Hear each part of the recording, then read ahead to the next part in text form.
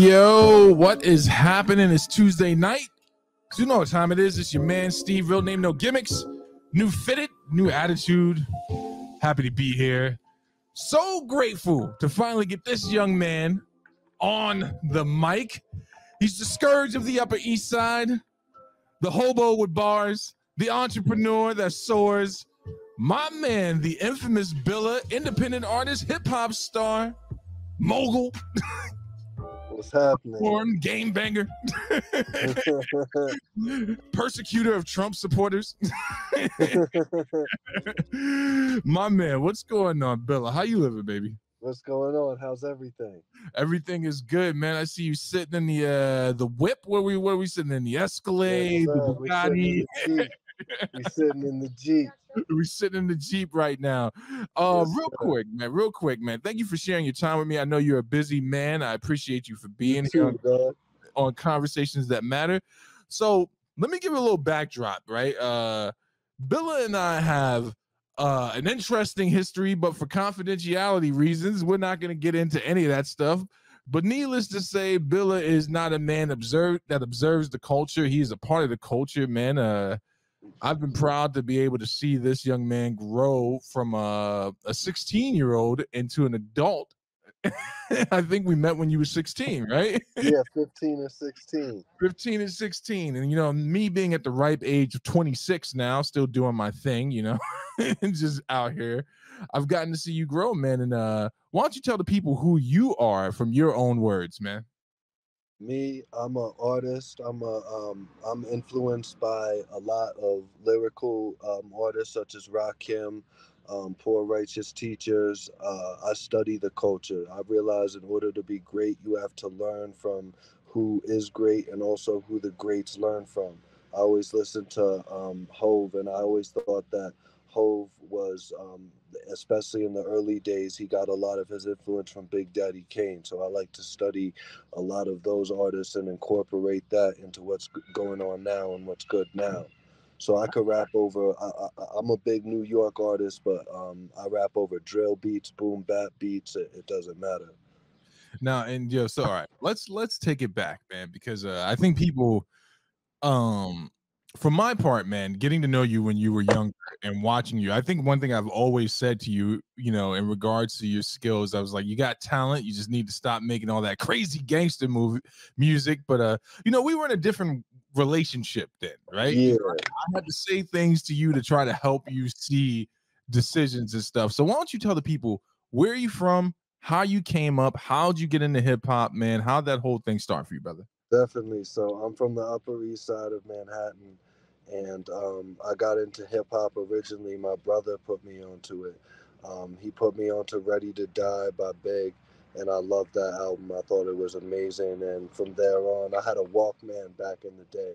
So before iPods came out and everything, I lived at the end of the Walkman generation. So I was listening. I remember my first album was Ready to Die by Big, and I always wanted to rap since then.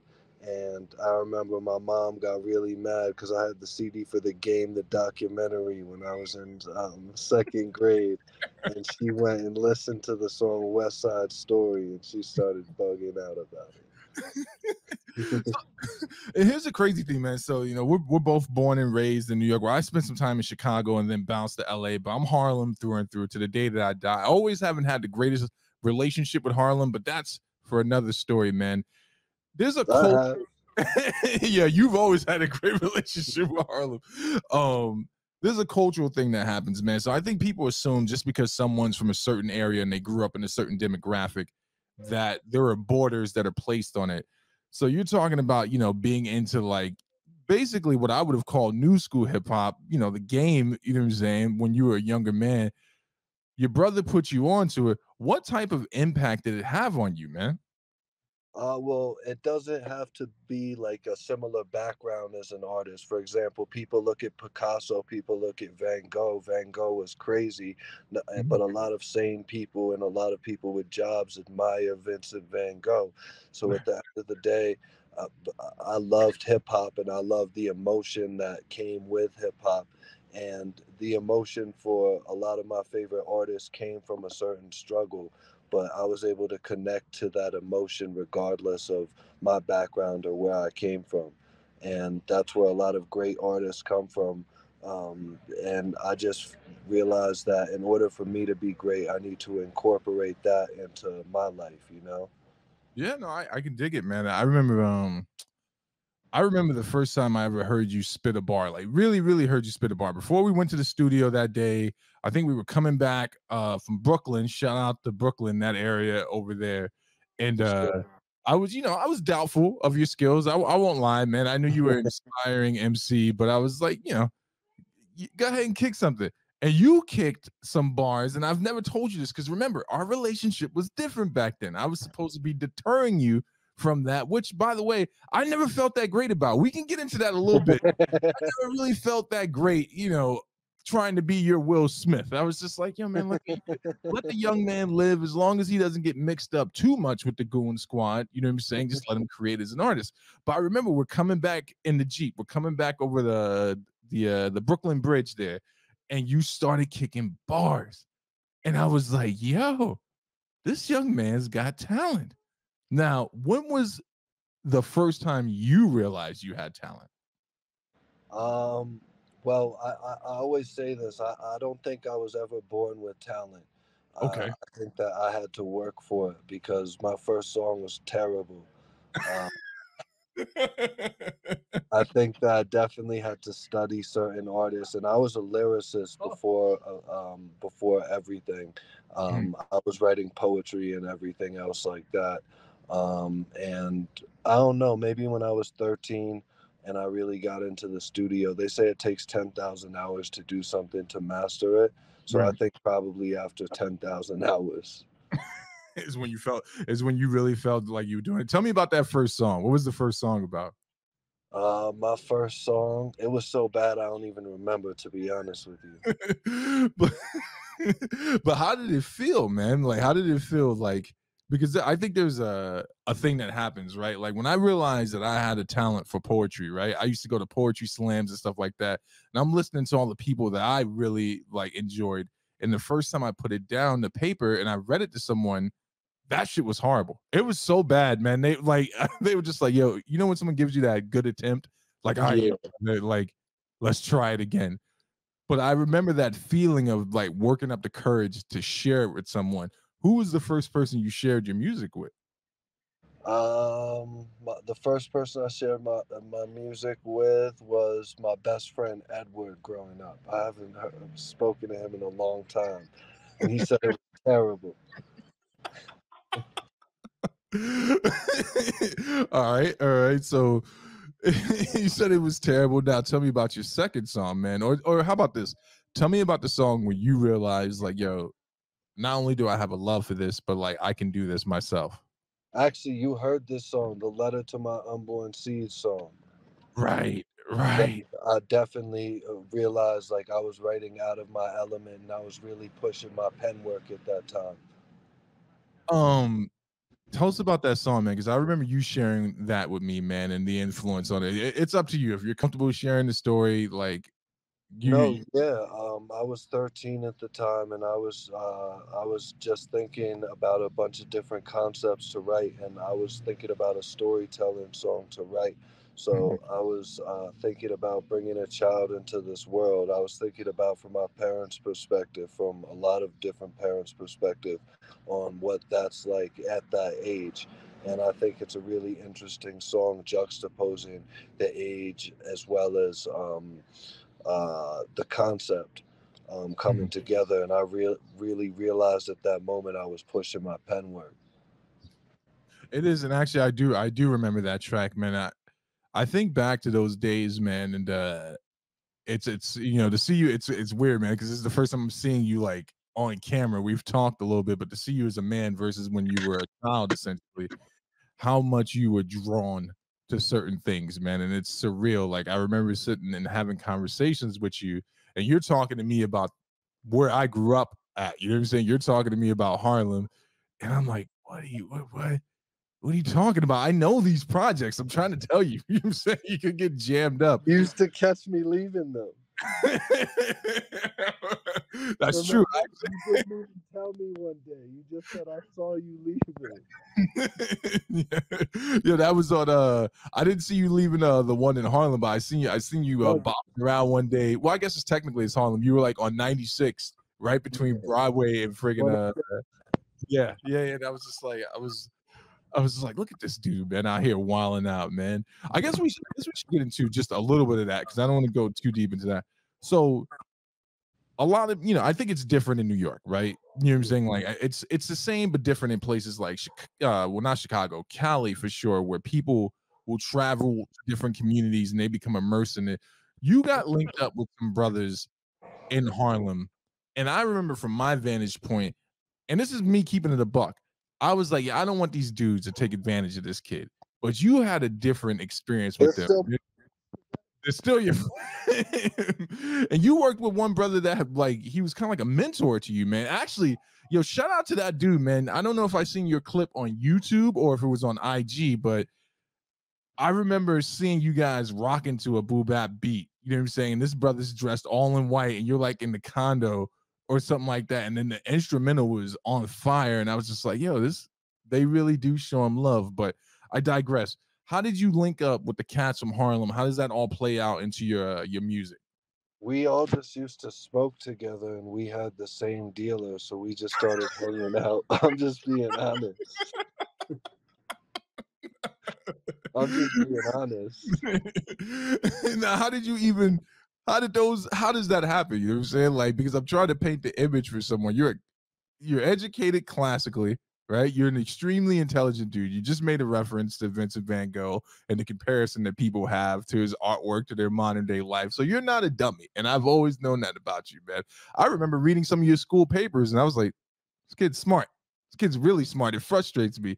But how the hell did you have the same urban pharmacist provider as some brothers in Harlem? How did To that a happen? kid in PCS, Okay. in Professional Children's School on the Upper West Side. So this is the thing that bonded you together, man. And I remember Yeah. this is something that you and I have had in common. I think this is why I had such an affinity for you, man. I was a rough youth, even though it may be hard, looking at the finished product here. And I remember you talking about there was a time you had just you eluded me one day, right? You eluded me, and I was like, I remember not thinking that like, oh man, this is a bad look professionally, but I remember thinking like, I don't want nothing to happen to this kid. And then I was like, damn man, this is probably how my mom's felt when I used to do this type of shit, running around the hood looking for me. But I think that your story is something that people need to hear because let's just dive into it. You're a white MC, right? You Yeah, guys are the most persecuted group in hip hop. Let's keep it a buck. You know what I'm of saying? course. Like you got to do a little bit more. You got to say a little bit more. What's your experience been like in that regard? At the end of the day, I haven't gotten really discriminated against as a white MC ever. Uh, Really?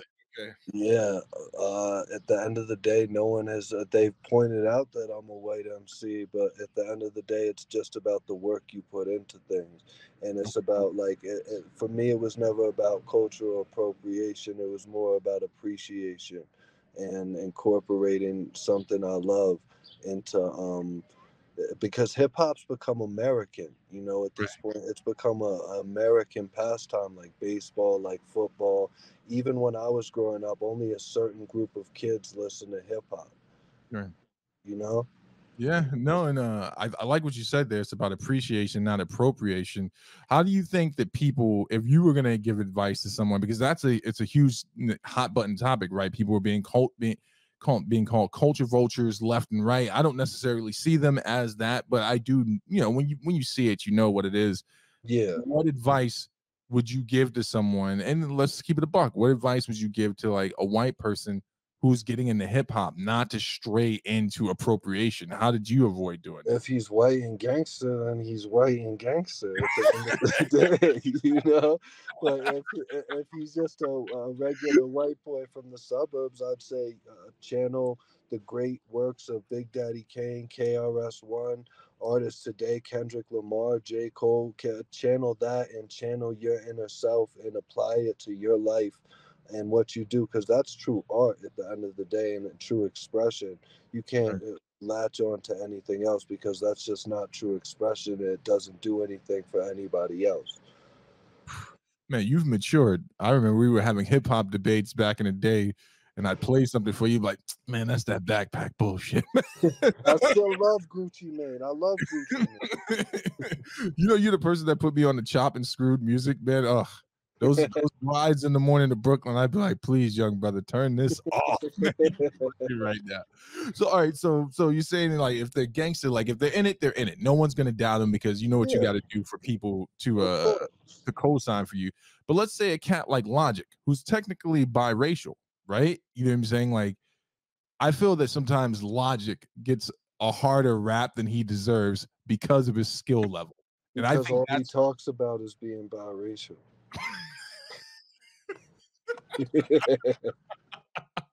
so wait. Are you saying that Logic's all his whole catalog is just him talking about being a biracial MC? Yeah, Okay. What about your man that made that song Thrift Shop? I forgot his name, man. Macklemore. Macklemore. All right. Now At the Macklemore. end of the day, he gets a lot of hate, but he overcame addiction and did his thing. You know. Right. So you wouldn't quantify him as a culture vulture. He's just an MC that No, appreciates the art. definitely not a culture vulture. He makes a lot more poppy songs, if anything. Yeah, I don't know if he's put anything out in a hot minute. To be honest with you, I think he kind of, he caught some slack from your peoples, some of your peoples. I won't say their names from Harlem. Gave him a little static, and then I was like, oh, that's pretty much it for him. Let's get back a little bit here. All right. So I remember going to the studio with you. Very famous studio. It's actually a studio that Pac got popped at, and we were outside of there, and we went in there. Let's talk a little bit more about the grind for you as an independent artist. What has that experience been like? It's always a grind. It's 24/7 a grind. It's all about creating and applying your growth and your maturity into that. And it's also a lot of politics that are involved. For Hmm. example, like an artist could have a horrible song and make it huge because of visuals, the amount of money that's put in. Everything's a business at the end of the day, and everything is an investment, and everything needs money, even if it's art, because there's so much digital competition. Right. So yeah, it's like any other business, to be honest with you. So in regards to the politicking, man, when you come out as an independent artist, I remember you telling me things about, one of the first indie labels you signed with. Did they ever try to change you? Was there any of that type of stuff going Yeah, on? they tried to change me a lot back in the day, what did but I wasn't with it, so they what just was shut up eventually. what was the image they were trying to? What did they want to do? What They wanted to portray me as just like a preppy kid, and I told them that wasn't what it was, and they just didn't do it. I always thought they were gonna try to like push you towards being the next like hipster like Macklemore rapper. Like, hey, can you put on these tight jeans maybe and maybe wear some velour and like, Yeah, so no, you I wasn't doing any of that. so what's that meeting like then when you're sitting in there and it's like because you got this opportunity now, right? A lot of artists would cave at that. We've seen it with some of the greats. Just look at Jizza. Have you ever seen what Jizza looked like before Wu-Tang Clan? Oh, of course, yeah. So No, how do you keep from doing that with that opportunity being on the table? at the end of the day, it's just about staying true to my craft, and that's way more important to me than because that's the best long term goal I could possibly have is Right. staying true to my craft, and that's the best way I could develop and build longevity as an artist. Okay. So let's talk about the longevity. Let's talk about the EP. Let's talk about the album, man. The project was painstaking, I know, putting everything together. Tell the people about the EP, the album. What's the name? Where can they find it? All that stuff. Do your promo. Definitely. So it's called Undefined. So we had a lot of samples on the last mixtape. So we could only put it on the mixtape sites. It's available on Dat Piff, my mixtapes. The videos are on YouTube. And yeah, I put that album together in about a month. I was always creating at the time. So I was in the studio every day. And the whole point of the project was just pretty much samples and incorporating New York art into it at the time. So we have boom bap beats, we have soul sample beats, we have drill beats, and even though I have drill beats, I don't necessarily make drill music. What defines a drill beat is the 808 slide over it, Hmm. which actually New York came up with the 808, but the South actually bit it off, Project Pat in them. Uh-oh. You see, now you saying some shit, get controversial stuff, have a little Southern fools trying to No, it's get at true. me. Project Pat will tell you that. Okay, he's quoted as saying that, or Yeah, he's quoted as saying Primo came up with the 808. It was actually a mistake.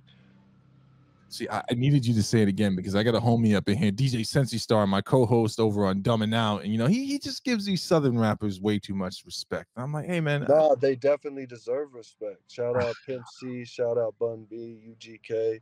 no, you mean shout out Outkast? That's what you meant I to say. love Outkast. Took Nah, him. you hate Outkast, man. I used I to try love to play you Outkast. Outkast back in the day. You'd be Nah, I like, respect Andre as an MC. How could you not? what about Big Boy? I love Big Boy. I saw him live out here in Aspen. So Aspen, man. Yeah, I'm over in Aspen right now. It must be nice, man. I'm out here grinding upstate New York, repping the Dare area. You know what I'm saying? You don't know nothing about this upstate life. I know So, about Rockland County and in that area. yeah, that's not upstate. That's like just Spring outside Valley.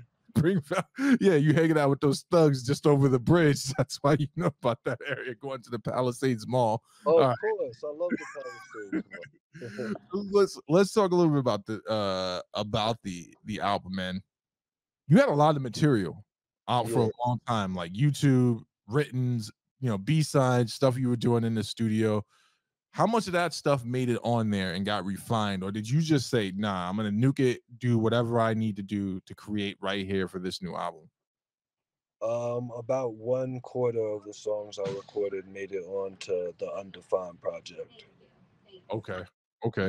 Now, as an artist and growing, what did you think about the finished product yourself? Like, was it one of those kind of exhale moments, like, "Yo, this is good. I'm ready to put it out," or did you have that apprehension, like it's not ready yet, and someone had to force you to do it?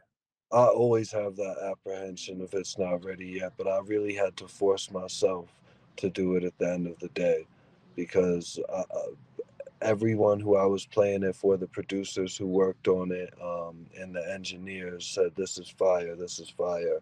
So at the end of the day, I just had to take higher advice of people who worked, because I'm always self critical. And I mean, that's a sign of someone that takes their craft serious, man. I don't know if you know this, but back in the day, notoriously and allegedly, Q-Tip would hold the albums hostage, and they would have to come down there and basically be like, "Yo, give it up. It needs to be put out right now." So I can respect that. But now it's out, man, and now you're doing your thing, man, and it's out there in the world. What has the response been thus far? The response has been very, very good. I saw that, man. I saw that you got some love from This Is 50. Definitely. Notoriously hard to get love from that camp over there. So I'm proud of you right there. What'd your parents think? Because they were a part of the process too, man. I know there was some push and pull there. Your I don't dad. even think they listened to it. Yeah, I remember your pops being, maybe he never said this to you. Maybe I shouldn't tell you this, but he was one of your biggest supporters. But maybe he didn't understand the music, but he always believed in you and your greatness. So you trying to tell me that man didn't at I least gotta ask him.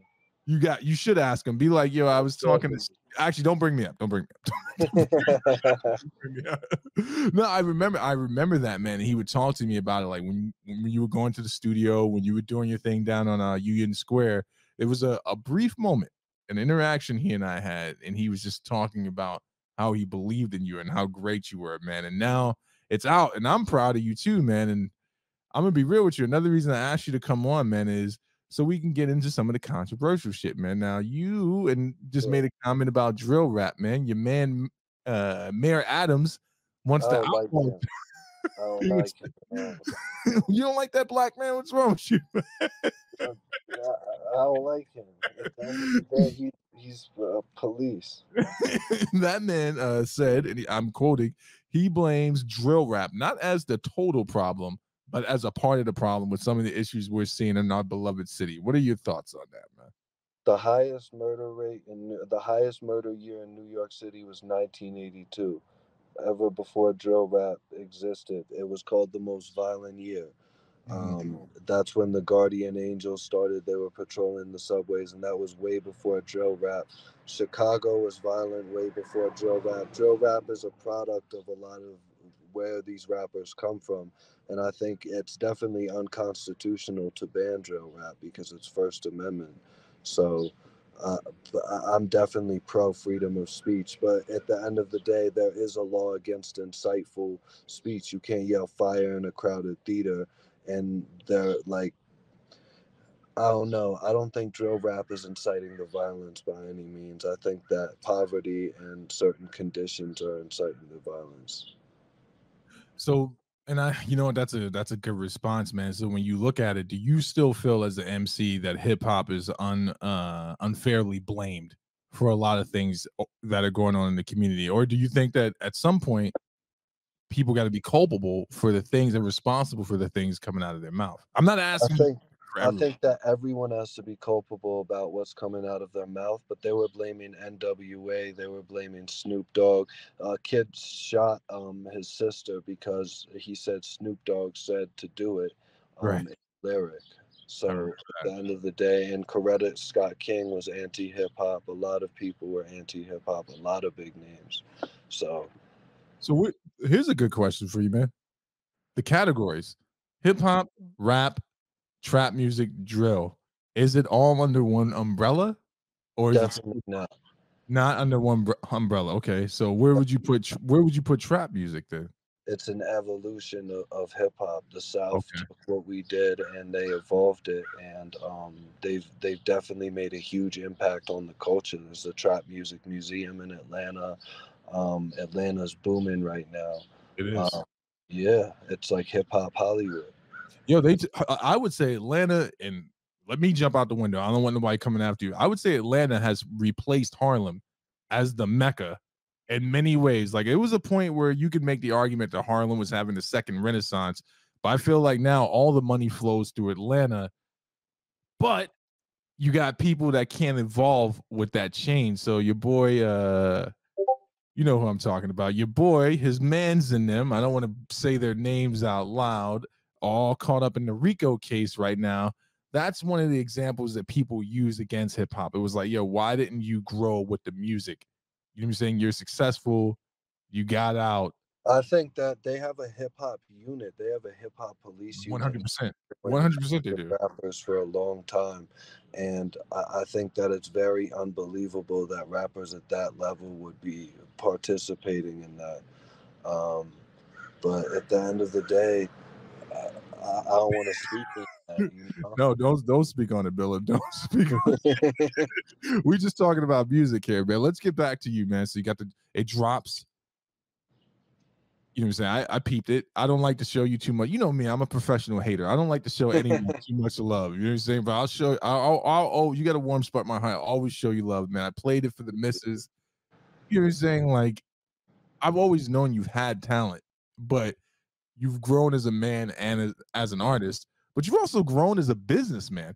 Now I don't know if this endeavor is still going on, and it's legal in my state now, so I can talk about my YouTube channel. You want to talk about your business ventures you got going on there? Yeah, so we have Space Gas by Infamous Billa. We launched, we're just waiting because all weed is run by private equity in California. Right. So We're waiting for a private equity company to take over and launch it in the medical market. So it's been a long time to do that. People don't realize the weed market has gone up a lot in terms of what it takes to develop a cannabis company. Right. As a it's I think the view that people still have is kind of like the shotgun days in California, like those rinky dink places you would see or right off of Compton and right off of Slauson and stuff like that, where it just has a little green cross and those guys are barely operating legally. You know what I'm saying? They don't see that there's an actual business. But you were kind of always on the forefront of that. And that's another thing I respected about you. Even though you were a kid, you would always break down these business plans. I mean, you were the one that told me, you were like, yo, it's never going to be legalized by the Fed, Steve. And I was like, man, if you don't do your goddamn homework and stop talking to me about this bullshit, but you called it. I remember reading the article and I was like, this motherfucker. This Definitely. motherfucker. Do you think the Fed will ever legalize that, or what do you think? You think they're just going to keep you guys outside?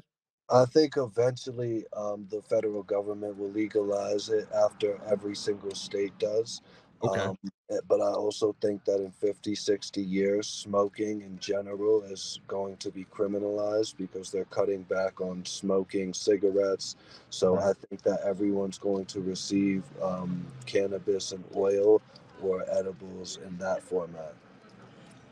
I mean, in regards to the medical, like the way it impacts you medically, where do you lean, right? Because I still have some homeboys that they won't. You know what I'm saying? And I'm talking about people who actually have medical conditions. They will not do oils, right? They will be J rollers and B rollers to the day that they die. They don't trust oils. I'm a B roller to the day I die. So you're not on the fancy hipster oil yet. You think Definitely it. not. What And about I don't mess with those dabs at all unless it's like once in a while. They're too strong. yo, you've changed, man. you changed a lot. So you lean more to that side. Would you say that it's time to maybe come up with something? We got something better than the Philly now, right? You got a few companies leading the way to Got try. backwoods. I know we got the backwoods, but they ain't paying me, so I ain't saying their name. You know what I'm saying? You might be getting a cut, but they ain't paying me. Do you do okay? We'll say that backwoods. Do you think that the science is there, the technology is there, where we can finally move away from these cancerous Philly blunts? Man, those things are killing people. They kill many people. What are your thoughts?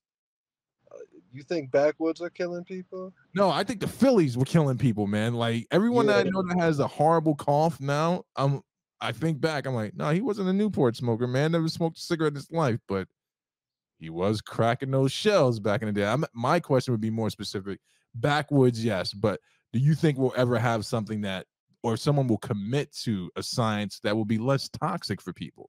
I think that's why so many people move to oils because they feel like it's less toxic for their lungs. Yeah, the people move to oils, but also like the enjoyment of smoking a blunt, I don't think will ever go away. And they have Mm. non-tobacco blunt leaf wraps, uh, Okay. but people don't really smoke them. It's actually legal in Colorado and California and states where weed is legal to sell pre-rolled blunts or tobacco and weed in the same place. Really? Yeah, it's illegal. It used to not be, but the ATF cracked down on it. The good old ATF, man. You know what? They've been doing their thing for so many years. Shout out to y'all. You never caught me and you never will. I jumped out early. You'll never figure it out. Um, it's good to see that you're like so focused on these parts of it, man. I think that a lot of people can't make that transition, right? And I think that you're fortunate, but you always had the fortitude. And I think you might have known this about yourself. You're like, I'm gonna have fun now, but I promise I'm gonna turn this whole thing around. When you look at younger artists, the SoundCloud generation, which you would be a part of, but there are some coming up behind you, what advice would you give them about pursuing their dreams, man? Well, the SoundCloud generation is a whole new sound to me.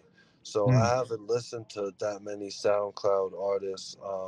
I've listened to a little bit of Lil Peep, RIP Lil Peep, yeah. and I could definitely get where the allure came from of these certain artists because a lot of them were talking about pain. There's a big anime influence in the new SoundCloud generation, and it sounds like nothing we've ever heard before. the way they're rapping, the cadence at which they're rapping. So I would honestly just say make your reality your art form and put your reality into your art form, regardless of what type of music you make, whether it's trap music, whether it's boom bap music, whether it's drill, etc. So what would you say to a young Billa coming up? Like you go back in time, you catch yourself at the wildest moment of your life, right? You catch yourself when you're down and out. What would you say to yourself as a young artist? As a young artist, I would say to myself, always always be true to, as corny as this sounds, always be true to who, not only who you are, but what made you who you are and the process in which it took you to become who you are. That's why I always loved about artists like Basquiat, is they showed their whole process. And it's see, but here that is 100% good stuff, man. So let me talk to you in regards to where I'm coming from, right?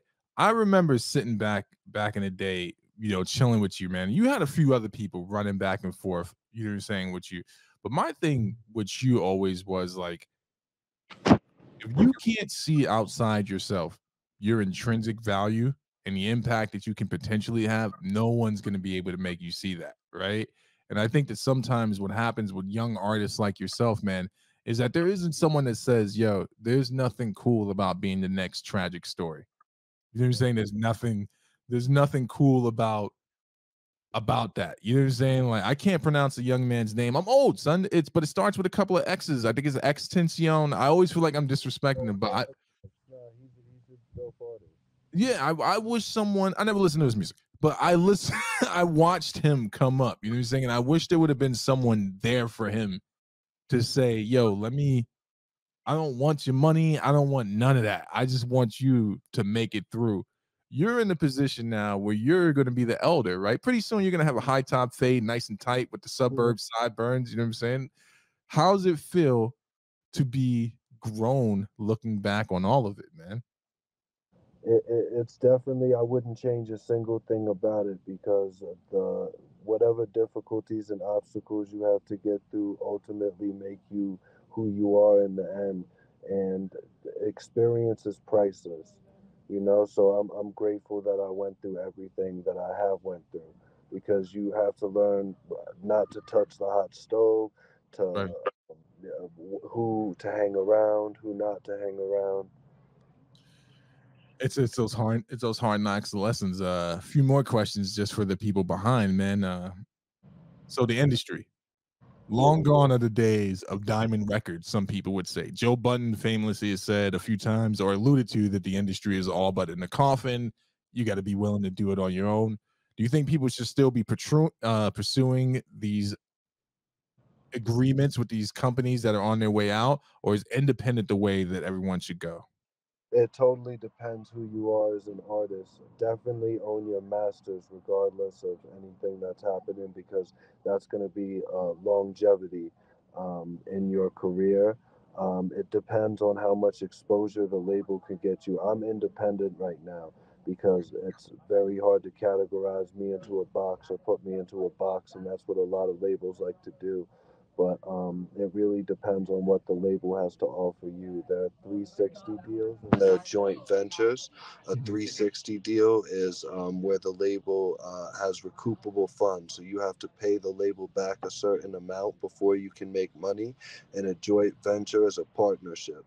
So a joint venture is you start off making money. And that's definitely the way to go. And a lot of artists don't know that. Business wise, who would you say inspires you to make the best type of decisions, or you would follow their pattern of business? Well, if I could look up to anyone business wise, it would be Kanye. Um, just based off of what he's done and how he was able to take a loan and turn it into billions of dollars in a company for Yeezys. It's already surpassed Jordan Yeezys. Michael Jordan still won't meet with him because of that. Are you? This is Jordan, man. He don't have to meet with anyone. He's at a point in his life. He's like, you may have surpassed me in billions recently, but I've had billions for a little bit. But I respect Yeezy for that. You brought him up, so let's get into it a little bit, man. Your boy is a great business mind, but in regards to politics, do you also draw any inspiration from Yeezy? I don't want to get into that. I remember you posted something on one of your socials, and I'm not gonna dox you, man, but I was like, this is true Billa shit right here. You basically posted a picture of a woman who was staring at you, and I was like, I don't know what he did to make this lady so angry. Right? Like even before I read the captions, but she gave you the worst look. Are you so in regards to politics and stuff like that? Are you still leaning heavily? You used to be an anarchist. I don't know where you fall politically now. Uh, that's a tough one. Um, that's a really. I didn't vote for Trump both times, Mm, because I didn't vote for him the first time just because I didn't know what he was really about, and I didn't vote for Trump the second time because of how he handled the whole George Floyd thing. right. But I really don't like Joe Biden. That's I that's don't think anybody does. that's my man Billa, man. And that's what I love. That's what I've always liked about you, man. You always make up your own mind based off of the data. You're like, yeah, the other guy was bad, but I don't know if I'm messing with you either. So, anything new coming down the pipeline? Any new projects? Anything you want to share with the people? Anything you want to get off your chest, man? Definitely, yo. It's been dope. I have a bunch of new mixtapes that I'm dropping this year. I'm actually speaking to a bunch of people next week about it. So I'm definitely going to be dropping a lot of projects then. Uh, yeah, nothing set in stone yet. Let me ask you this question, final question. Is it surreal to be looking at my beautiful face again, staring me down? Definitely is. You're a good looking cat, man.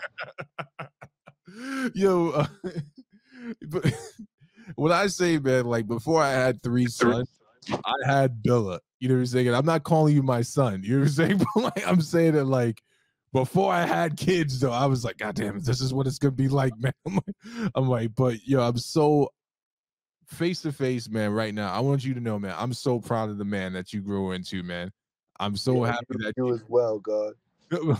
you peace, God. I'm so happy that you did it, man. You're doing it on your own terms, much like you said you would, man. And like I'm proud of that, man. And Living life on my own terms. yeah, yeah, yeah. One day at a time. Yo, wait, before I let you go, man, I just want to give a shout out to everyone that's here. And I don't know if you remember this, yo. I just want to make sure everyone know I'm not brand new with this. Would you tell these people in the audience I've been giving Tupac smoke since I knew you, man? Like, Yeah, you've definitely been giving Tupac smoke since you knew me. And you've always just said Pac's my favorite artist. Pac and then Jadakiss. And then you always used to give Jadakiss smoke too. yo, I got respect for Jada. I'm just saying, you guys be throwing Jadakiss. They bodied Jim Jones. You know Oh what I'm my saying? God. They bodied him. The verses was horrible. I got respect for these guys, man. I'm just saying, you can't be throwing the word gold around to everyone. You can't just be dropping it. I would say that Locks top three yeah, for sure. Hip hop duos. Tupac is one of my favorite creative performers. He's definitely. very, he's very artistic. I enjoy the fact that he was able to make the transition from creative arts school and doing ballet and then becoming a gangster. I've always respected that about him. You know what I'm saying? Like I've always. I'm so rest in peace. The look on your face. Yo, because my boy Stitzy, we be going back and forth from this, man. Yo, my man, Billa. You go all day. Yo, and shout out to our dearly departed brother Alex Santana. I remember one time when